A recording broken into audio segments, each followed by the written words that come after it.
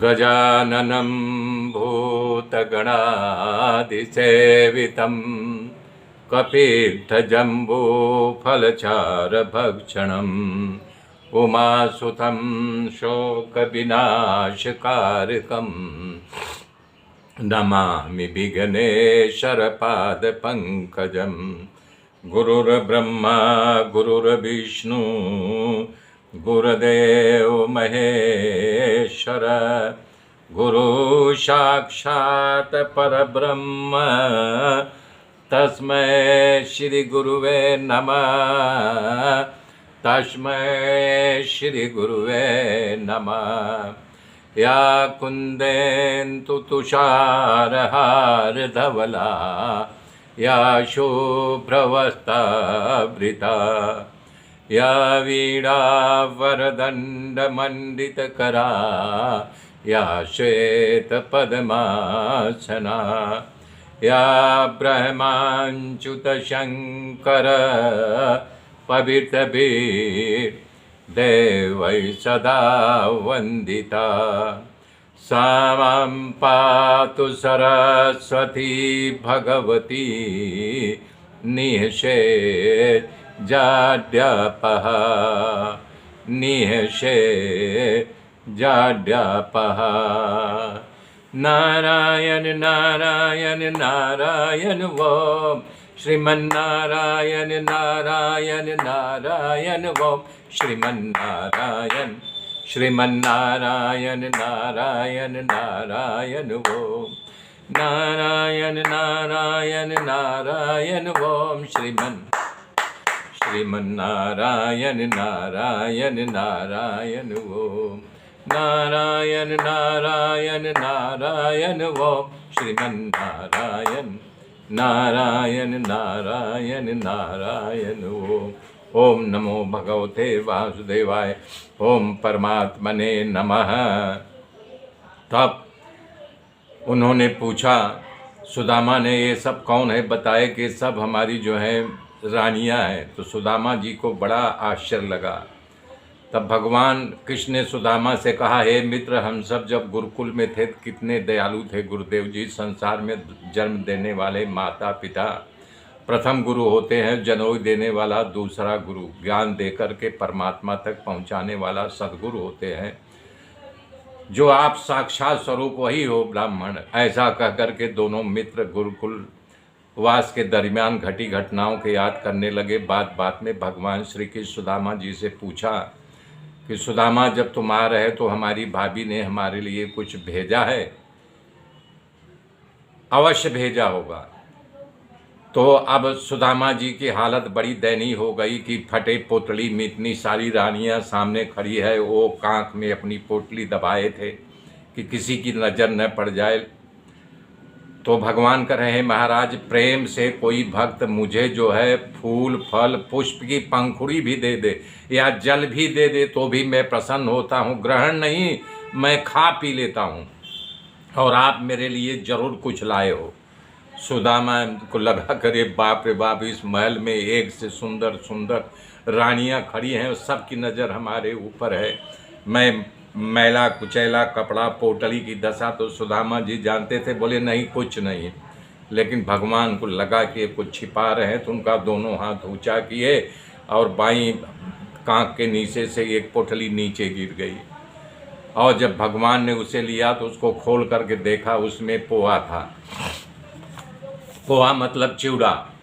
अब जब भगवान उसको दिखा तो कहे कि अरे राम राय, तो खूब अच्छा हुआ। इतना बोलते ही कृष्ण भगवान के आंखों में आंसू आ गया और रोने लगे। सुदामा बोले, भाई तुम रो क्यों रहे हो? तब भगवान ने कहा कि हे सुदामा, तुम्हारे चिवड़े को देख करके मुझे मेरी माँ यशोदा की याद आ गई। जब मैं ब्रज में लीला कर रहा था, उस शरद पूर्णिमा आती थी तो माँ जो है दूध में चिवड़ा भिगो करके छत पर रख देती थी। शरद पूर्णिमा के रात में चिवड़ा रात भर छत पर रहता था। चांदनी की किरणें उसमें आती थी तो माँ सुबह ही उसमें शक्कर मिला करके मुझे गोद में बैठा करके पोहा खिलाती थी। हे सुदामा जी, उसके बाद मुझे किसी ने पोहा नहीं दिया, चिवड़ा नहीं खिलाया। आज तुम लेकर के आए हो। ऐसा कर भगवान अपनी पत्नियों से कहने लगे, अरे वो सत्या, भद्रा, कालिंदी, जामंत्री, मितबिंदा, लक्ष्मणा, रुक्मणी और सत्यभामा, अरे सभी लोग अगर इस पोहे का स्वाद लेना हो, चिड़े के जल्दी इधर आओ। तब वो सब बोलने लगे कि हमारे पेट में दुख रहा है, आप ही स्वाद लो। अब उनको लगा ये गंदे कुचैले मचले कपड़े में थोड़ा सा पोहा है, सबको प्रसाद देने के लिए बुला रहे हैं। तो भगवान एक मुट्ठी खाए और बखान करने लगे, आहा अति स्वाद है, क्या स्वाद है, बखान करने लगे।